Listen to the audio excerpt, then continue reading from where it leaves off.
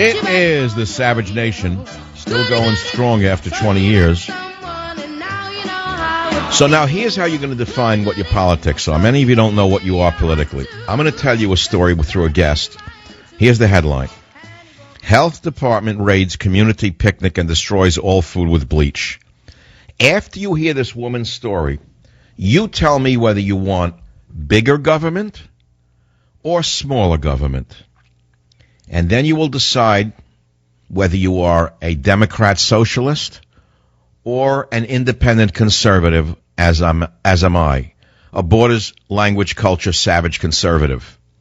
Because if we don't stop this big government, we're going to have the ex-Soviet Union, which we're a hair away from, where they're spying on everyone, controlling what you think, what you say, what you eat, what you drink, what you do, what you can't do. Is that the government that you want? Is that the country you want to live in? I don't. So now we go to the guest, Laura Bledsoe. Welcome to the Savage Nation. Laura, we don't know each other. Is that correct? That's right. Now, I read this story that you were having a community picnic in Nevada and that a Southern Nevada Health District employee came for an inspection. Is that what happened?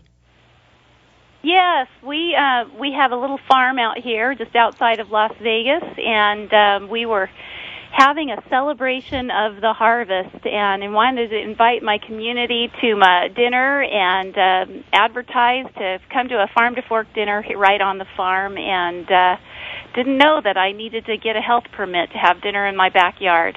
What is that about? It says, as guests were mingling, finishing tours of the farm, and while the first course of the meal was being prepared, a Southern Nevada Health District employee came for an inspection. Why?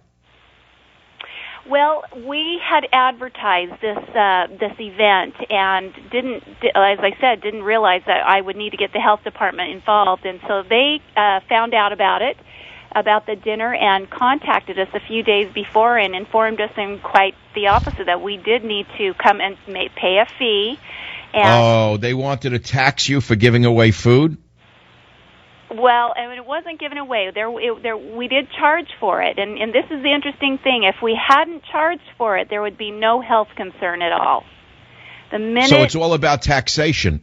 It's just about the criminals who run your state who wanted to dip their beak into your little homegrown food party.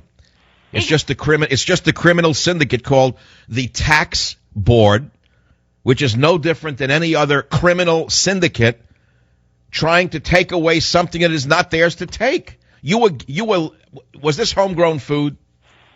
It was homegrown right on our farm. In fact, that was the advertisement. It was a 0-mile footprint that was, grown on the farm, prepared on the farm, served on the farm, and it was exquisite food. We had a professional chef, a good friend, come and prepare this food. It was a white linen dinner, candlelight dinner, with several courses. So it says, in order to overcome any trouble with the health department of cooking on the premises, most of the food was prepared in a certified kitchen in Las Vegas.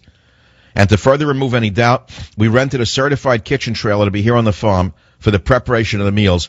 But the inspector, Mary Oakes, came out and told you your food was unfit for consumption and demanded you call off the picnic in the middle of it?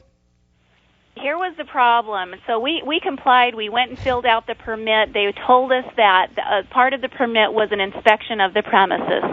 I told my chef. He said, don't worry, I deal with them all the time, no problem. But it became apparent, not only did the inspection happen, as you said, right as our guests were showing up and touring the farm and waiting literally for the appetizers to go out. And it was very clear that this inspector was on a mission. She was on an agenda to shut us down from the get-go.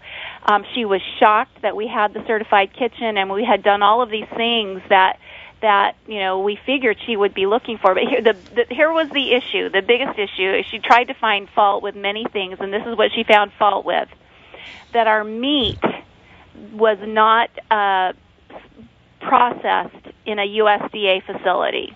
Oh, the government didn't stamp it. I see. Mm-hmm. The government didn't stamp it and tax it, in other words.